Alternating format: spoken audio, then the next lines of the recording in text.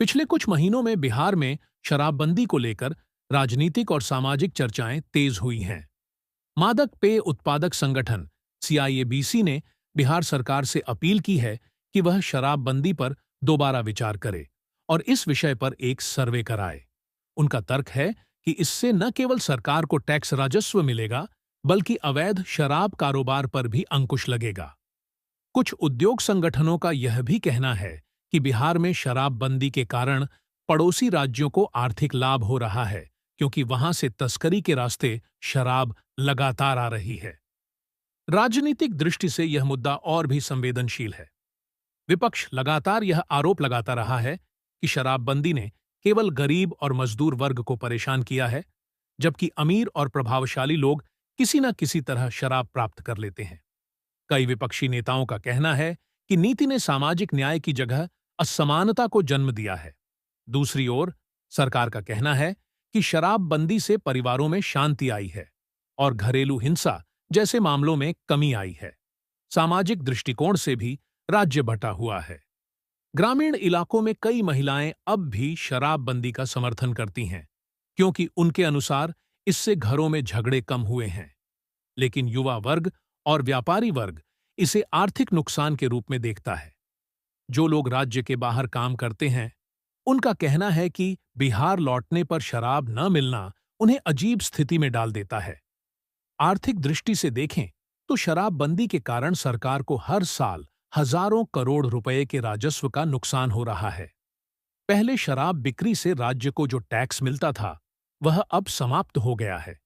इसके अलावा अवैध शराब की बिक्री से न तो सरकार को कोई राजस्व मिलता है और न ही उस पर नियंत्रण संभव हो पाया है। इस वजह से कई विशेषज्ञों का मानना है कि यदि नियंत्रित और लाइसेंस शुदा तरीके से शराब की बिक्री की अनुमति दी जाए, तो इससे राजस्व भी बढ़ेगा और जहरीली शराब से मौतों की घटनाएं भी कम होंगी। कानूनी दृष्टि से देखा जाए तो शराबबंदी कानून बेहद सख्त है। इसके तहत शराब रखने या पीने पर जेल और जुर्माने की सजा दी जाती है।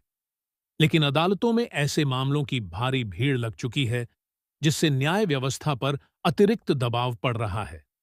कई बार निर्दोष लोग भी इस कानून के तहत फंस जाते हैं, जिससे समाज में नाराजगी बढ़ती जा रही है। इन सब परिस्थितियों के बीच सरकार अब इस नीति पर समीक्षा की तैयारी में लगती है। सूत्रों के मुताबिक बिहार सरकार जनता की राय जानने के लिए सर्वे कराने पर विचार कर रही है। यदि सर्वे में यह संकेत मिलता है कि बड़ी संख्या में लोग शराबबंदी में बदलाव चाहते हैं, तो संभव है कि आने वाले महीनों में सरकार नई नीति पर विचार करे।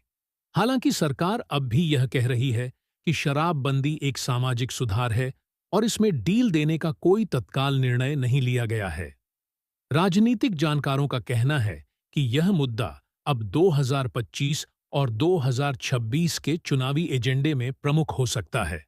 अगर जनता का दबाव बढ़ा तो सरकार इसे कुछ शर्तों के साथ खोल सकती है, जैसे कि लाइसेंस के तहत सीमित बिक्री या केवल होटलों में शराब की अनुमति।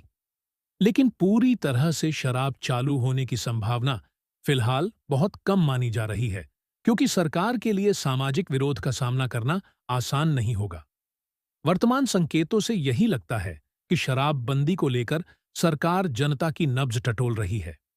फिलहाल शराबबंदी में किसी बदलाव का कोई आधिकारिक आदेश नहीं है, लेकिन यह स्पष्ट है कि बिहार में यह नीति अब अपने सबसे निर्णायक मोड़ पर है।